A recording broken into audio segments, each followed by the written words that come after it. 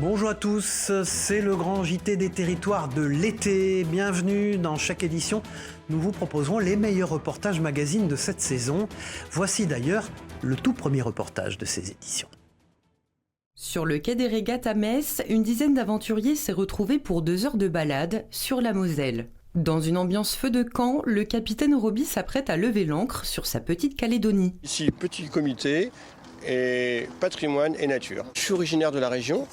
Et j'ai redécouvert Metz comme un touriste et je me suis rendu compte qu'on avait la chance d'avoir une ville magnifique avec un riche patrimoine, avec une nature exceptionnelle. À la barre, le chef de bord se plaît à faire découvrir l'histoire, la nature et le patrimoine local. Un moment apprécié par les navigateurs. Il y a quelque chose qui passe là sur cette rivière. Il y a de la poésie, il y a de la lumière, il y a de la vie, il y a de la diversité, enfin c'est magnifique quoi. En plus de déguster un verre de vin de Moselle et quelques amuse-gueules en court-circuit, le petit comité se délecte d'un concert acoustique intime.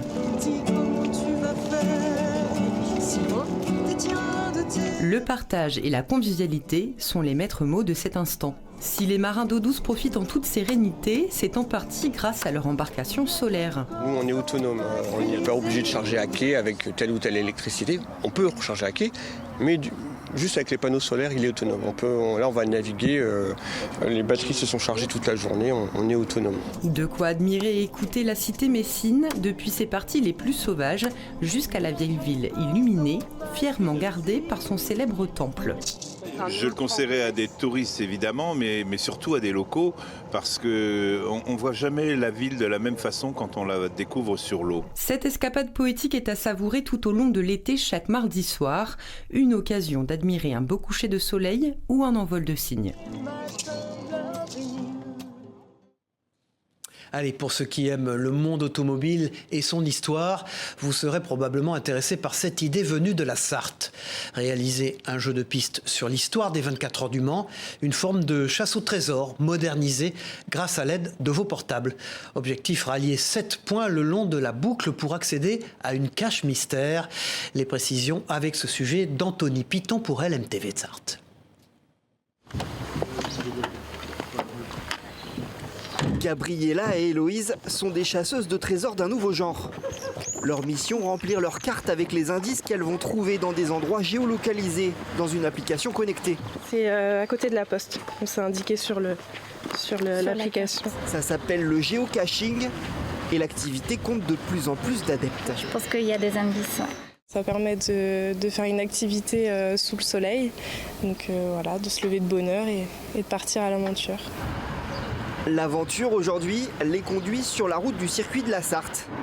À différents endroits, des boîtes permettent de découvrir des pans de l'histoire automobile et parfois des objets laissés par d'autres joueurs. On a des petits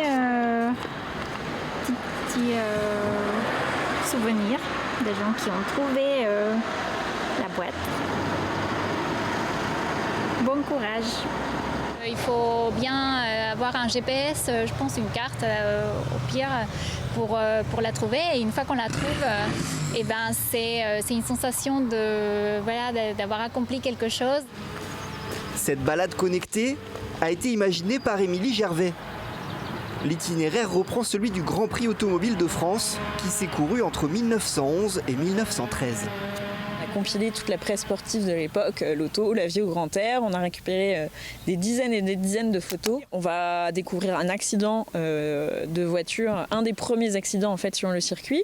On va apprendre aussi les différentes marques de l'époque, puisque en fait il y avait déjà Peugeot, mais il y avait énormément de voitures de marques automobiles qui n'existent plus aujourd'hui. Pour jouer, il suffit de télécharger l'application Géocaching ou de se procurer la carte papier dans les offices de tourisme. Comptez 3h30 pour terminer le parcours. Un village au cœur de l'histoire. À la fin de sa vie, le général de Gaulle avait choisi d'installer son domicile à Colombey, les Deux Églises, en Haute-Marne. Il y a vécu plusieurs années jusqu'à son dernier souffle. Aujourd'hui, le village demeure un témoin vivant de sa vie et de son héritage. Regardez ce reportage exclusif de notre partenaire Puissance TV sur place. Elle domine le village. C'est elle qui, depuis sa colline, surveille les alentours.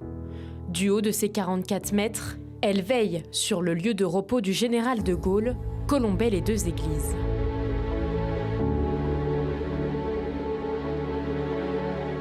La petite commune de 680 habitants regorge de lieux historiques. Le village est devenu synonyme de mémoire et de souvenirs. C'est ici que le mémorial Charles de Gaulle est installé.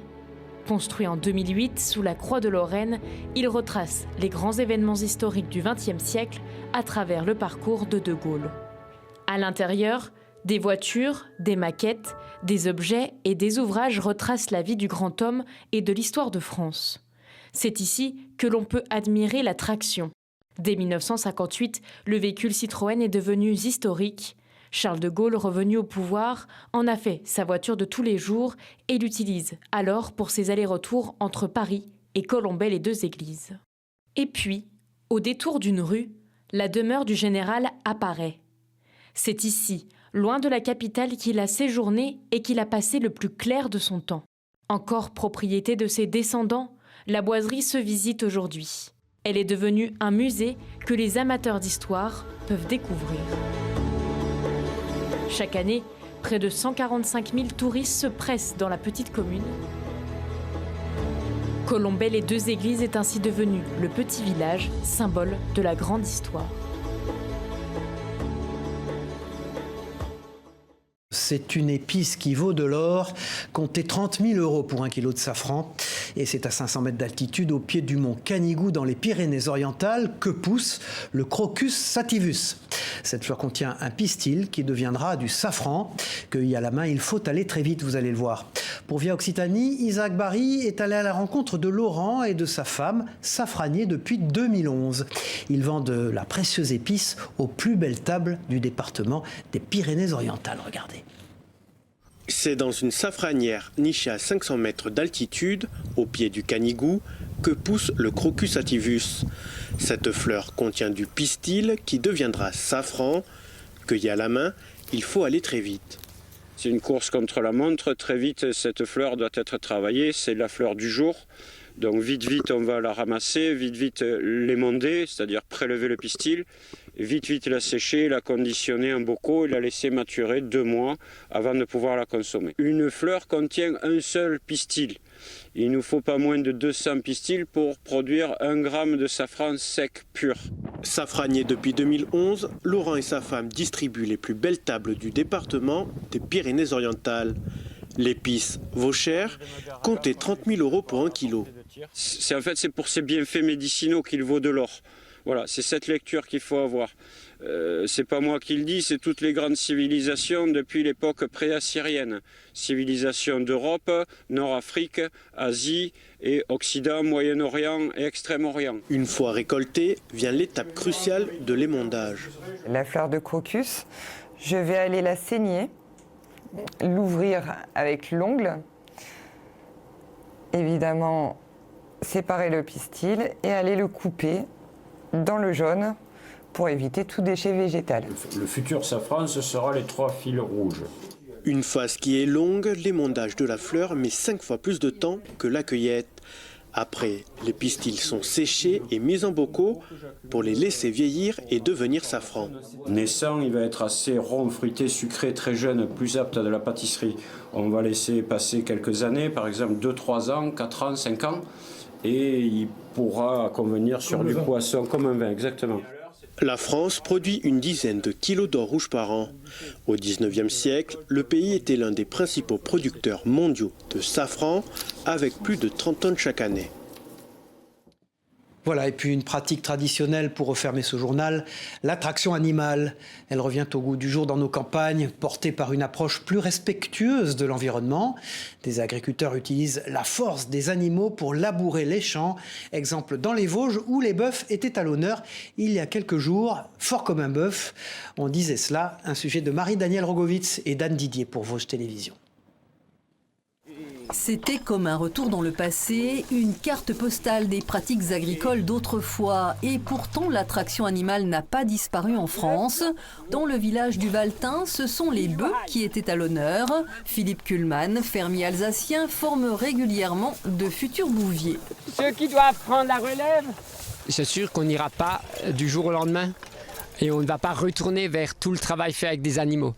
Mais il y a quand même une agriculture à 2 vitesses qui s'installe et de plus en plus de personnes qui essayent de tendre vers l'autonomie alimentaire. Pauline, ostéopathe, elle souhaitait juste en apprendre un peu plus sur les animaux. Le guidage des bœufs attelés exige une attention maximum et de la confiance en soi pour ne pas se laisser dépasser par la force des bovins. Moi, j'ai plus l'habitude de travailler avec les chevaux, donc c'est quelque chose qui est pas évident, mais je pense que c'est simplement une question d'habitude. On voit qu'ils ont de la force et qu'ils poussent. Un petit peu, oui. En même temps, ils ont un outil qui leur demande d'avoir beaucoup de force dans la tête, donc c'est assez puissant, il faut quand même faire attention. Ils ont une force colossale. Si on fait une erreur, qu'on se trouve en débardage, si on n'évite pas et s'ils sont en pleine traction, si tu te trouves devant un arbre et qu'ils viennent avec le joug, t'es ad patres, quoi, ça c'est sûr. Tu vas aussi au ciel ou en enfer, ad patres. Des travaux des champs qui ont fait le bonheur du public pour certains acteurs d'un jour. C'est plus naturel parce que les tracteurs, ça consomme beaucoup d'essence. Tu saurais les arrêter? Non, ça a beaucoup trop de force. Des produits locaux, la Bretagne n'en manque pas. Alors parmi les richesses culinaires de cette région, il y a bien sûr l'élevage des moules, soit la mytiliculture, selon le terme professionnel.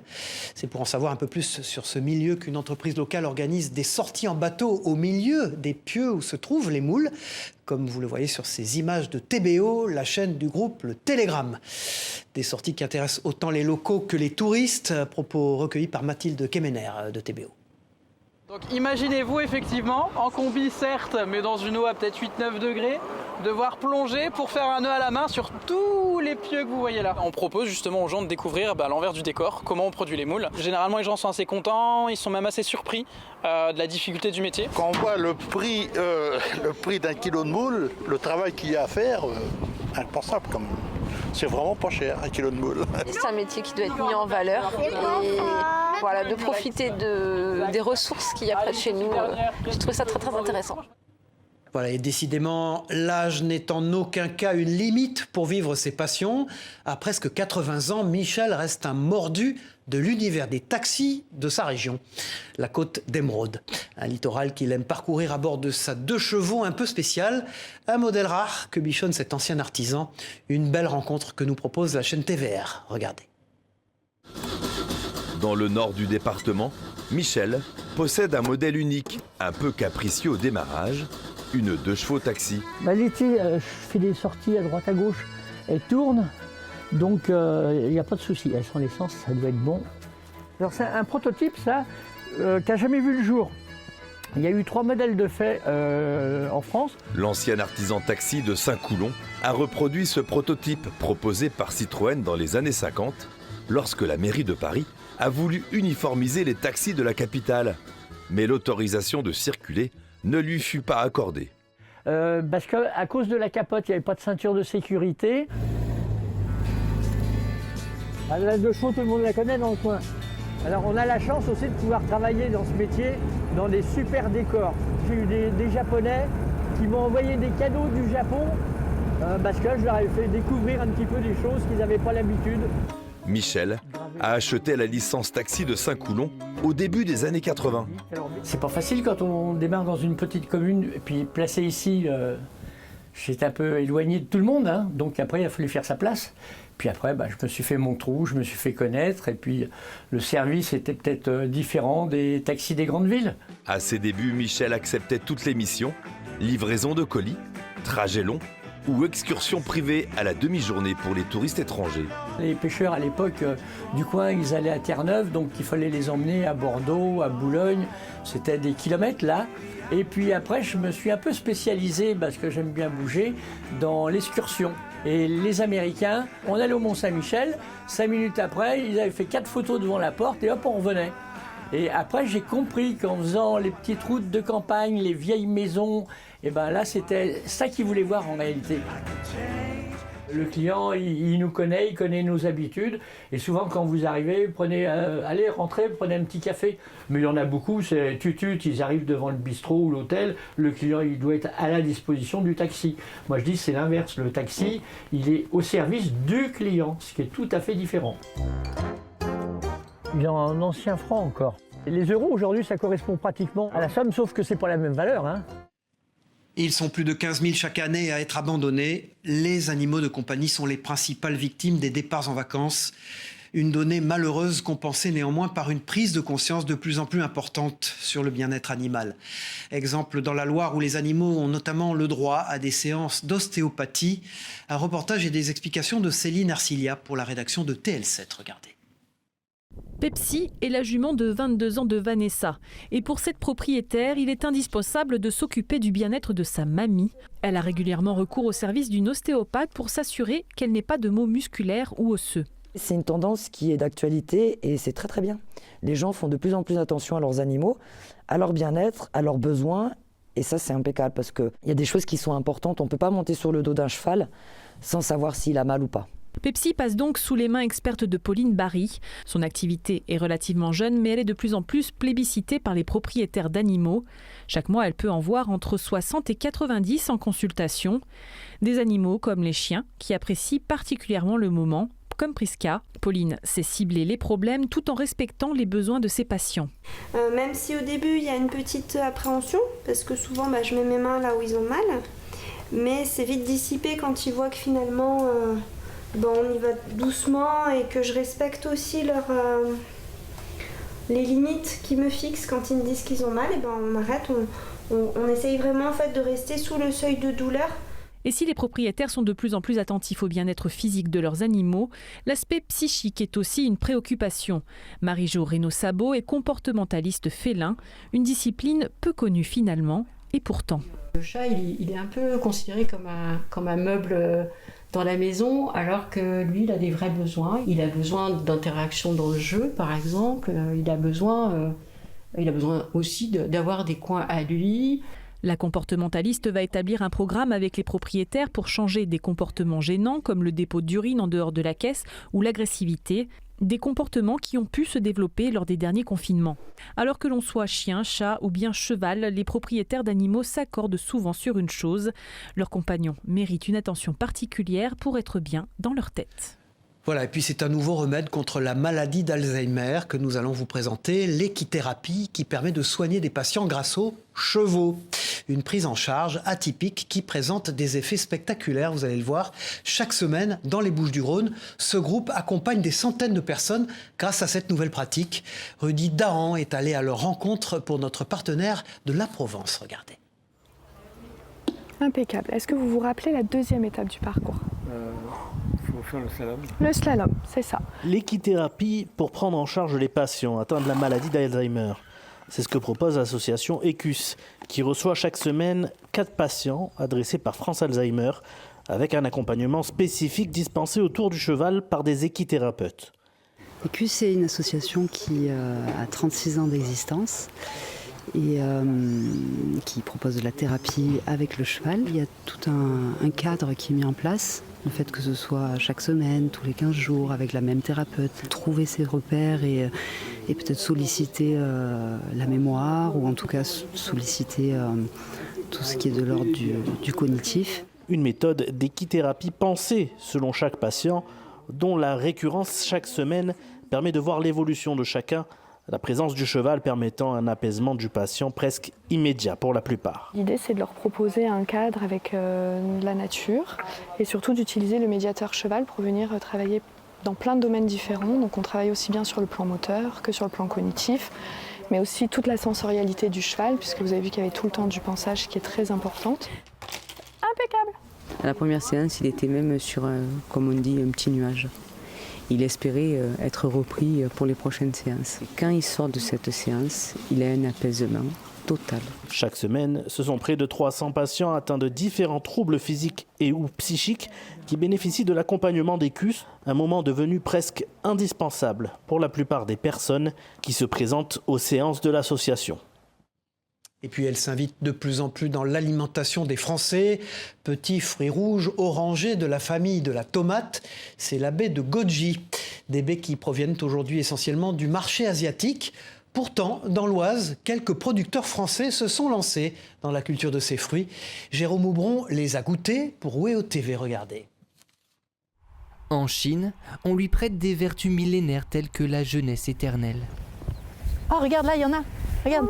C'est la baie de goji, petit fruit orangé de la famille des tomates que Valérie cueille avec délicatesse. On choisit les bien mûrs, bien colorés, charnus et bien orangés, vermillon, voire rouge. Je préfère cueillir avec la queue pour qu'elles se conservent mieux. Comme ça, au frigo, on peut les garder une dizaine de jours sans problème. Et pour le contrôle qualité, l'agricultrice peut compter sur son fils. Hé, mange pas tout, gourmand. Mets-les dans le kangourou, s'il te plaît. Ah oui, c'est super bon. Il n'y a presque même pas besoin de les croquer. Originaire de Méditerranée, la baie de goji s'est d'abord exportée en Chine. 90% des baies produites dans le monde proviennent désormais du marché asiatique. Pourtant, il y a 5 ans, c'est bien dans l'Oise que Valérie décide d'en développer la culture. Un pari sur l'avenir. Alors la baie de goji, elle pousse très bien sur un sol calcaire. Et notre plateau picard, il est justement très calcaire. Le climat évoluant, on arrive à des taux d'ensoleillement suffisants maintenant pour produire la baie de goji. Connue pour ses qualités gustatives, la baie de goji s'installe de plus en plus dans le régime alimentaire des Français. Et contrairement aux idées reçues, elle ne se consomme pas qu'en fruits secs. On a l'habitude de les trouver sèches dans les magasins, mais en fait, c'est comme tous les fruits, c'est meilleur frais, il y a plus de vitamines, et il y a tous les bienfaits, et le goût est plus savoureux. C'est le fruit qui contient le plus de vitamine C au kilo. Elle est aussi très riche en acides aminés. La France ne compte qu'une vingtaine de producteurs de baies de goji, d'où sa valeur. Pour des baies fraîches et bio, il faudra compter en moyenne entre 80 et 100 € le kilo, le prix d'une alimentation à la fois saine et locale. Tout à fait autre chose, il ne dispose pas officiellement du titre de super-héros, mais pourrait certainement y prétendre. Jean-Yves Blondeau est plus connu sous le pseudonyme de Rollerman, un surnom qu'il doit à son armure composée de 26 roues. Aussi étonnant que cela puisse paraître, cette combinaison lui permet de dévaler dans toutes les positions les routes et les pentes de sa région. Un personnage étonnant, vous allez le voir, et des images superbes fournies par Luc Arouk pour la chaîne 8 Mont Blanc. Accrochez-vous, Rollerman roule à toute allure.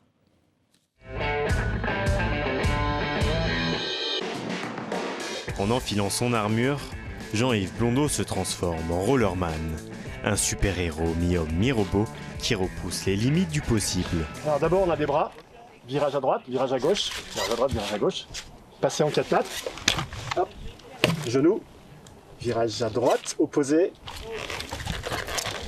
freinage, 4 pattes, allongé, skeleton, ça c'est pour qu'on ira très vite tout droit.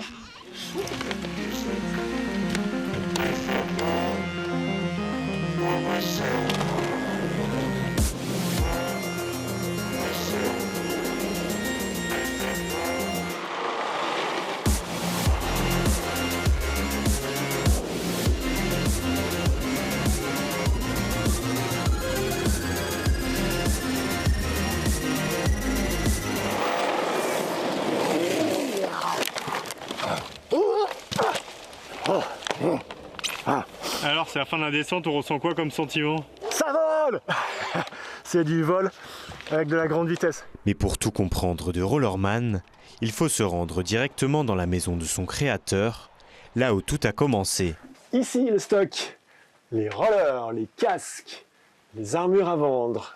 Il y en a pour tous les goûts. Et pour vivre des sensations uniques accrochées au bitume, Jean-Yves passe le plus clair de son temps à l'atelier. C'est ici qu'il conçoit sur mesure chacune de ses armures. La création du Buggerling, c'était une étude sur les sensations d'équilibre du corps humain et la locomotion dans l'espace. C'est une étude de design en diplôme supérieur d'art appliqué, donc en bac plus 5, où pendant 1 an, j'ai étudié le corps, l'équilibre et la locomotion. Et j'ai vu à un moment donné qu'il était possible de rouler dans toutes les positions. Et c'est comme ça que j'ai eu l'idée de créer une armure qui permet de rouler dans toutes les positions. Jouissant d'une communauté de près de 500 000 fans en Asie, Jean-Yves Blondeau est connu pour avoir tourné un film avec l'illustre Jackie Chan. Son rêve le plus fou désormais, pouvoir un jour commercialiser en Chine et à grande échelle son armure à roulettes. Voilà, partons pour un voyage exotique dans le Gers pour terminer ce journal. La palmeraie du Sartou offre un spectacle unique de verdure pour les visiteurs depuis plus de 20 ans. Des milliers de palmiers côtoient bambous, nénuphars et une impressionnante mosaïque florale, comme vous le voyez sur ces images de nos partenaires de la Dépêche du Midi sur place. Une expérience étendue sur 10 hectares qui transporte les visiteurs à l'autre bout de la planète.